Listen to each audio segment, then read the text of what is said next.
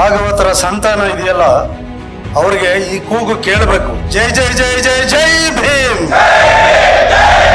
ಜೈ ಜೈ ಜೈ ಜೈ ಜೈ ಭೀಮ್. ಈ RSS ನವ್ರು ಏನ್ ಹೇಳಿದ್ರು ಗೊತ್ತಾ ನಿಮಗೆ? ಬಹಳ ಜನಕ್ಕೆ ಗೊತ್ತಿದೆಯೇನೋ ಗೊತ್ತಿಲ್ಲ. ಸಂವಿಧಾನವನ್ನ ನಾವು ಒಪ್ಪೋದಿಲ್ಲ, ದ್ರೋಹಿಗಳು ಅವತ್ತು ಅವರ ಪತ್ರಿಕೆಯಲ್ಲಿ ಬರ್ಕೊಂಡಿದ್ರು ಮತ್ತು ಮಾತಾಡ್ತಾ ಇದ್ರು. RSS ಕಚೇರಿಯ ಮೇಲೆ ಬಾವುಟ ಹಾರಿಸದಂತ ದೇಶ ಪ್ರೇಮಿಗಳ ವಿರುದ್ಧ RSS ನವರು ದೂರು ಕೊಟ್ಟು ಕಂಪ್ಲೇಂಟ್ ಮಾಡಿದ್ರು. RSS ನವರು ಇವತ್ತು ನಮಗೆ ನೀತಿ ಬೋಧನೆಗಳನ್ನು ಮಾಡ್ತಾ ಇದ್ದಾರೆ. ಇಡೀ ಭಾರತದ ಬಹುತ್ವವನ್ನ ನಾಶ ಮಾಡುವಂತ ಎಲ್ಲ ಕೆಲಸಗಳನ್ನು ಅವರು ಮಾಡ್ತಾ ಇದ್ದಾರೆ. ಇಡೀ ಭಾರತದ ಒಂದು ಅಂತಃಸಾಕ್ಷಿಯನ್ನೇ ನಾಶ ಮಾಡಿದಂತ ಸಂಘಟನೆ ಈ ದೇಶದಲ್ಲ ಯಾವ್ದಾದ್ರು ಇದ್ರೆ ಅದು RSS ಮಾತ್ರ.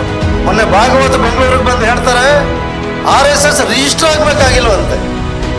ಅಲ್ಲ ರೀ, ನೀವೇನು ಹೊಟ್ಟೆಗೆ ಅನ್ನ ತಿಂತೀರಾ? ಏನ್ ತಿಂತೀರಪ್ಪ? ಈ ದೇಶದಲ್ಲಿ ಒಂದು ಕಾನೂನು ಇದೆ ಕಣ್ರಿ, ಈ ದೇಶದಲ್ಲಿ ಸಂವಿಧಾನ ಇದೆ. ಆ ಗುರು ದಕ್ಷಿಣೆಗಾಗಿ ನಮ್ಮ ಏಕಲವ್ಯನ ಹೆಬ್ಬೆರಳನ್ನ ಕತ್ತರಿಸಿದ್ರು ಇವರು. ತಪಸ್ಸು ಮಾಡ್ತಿದ್ದ ಶಂಭುಕನ ಕೊಲೆ ಮಾಡಿಸಿದ್ರು ಇವರು.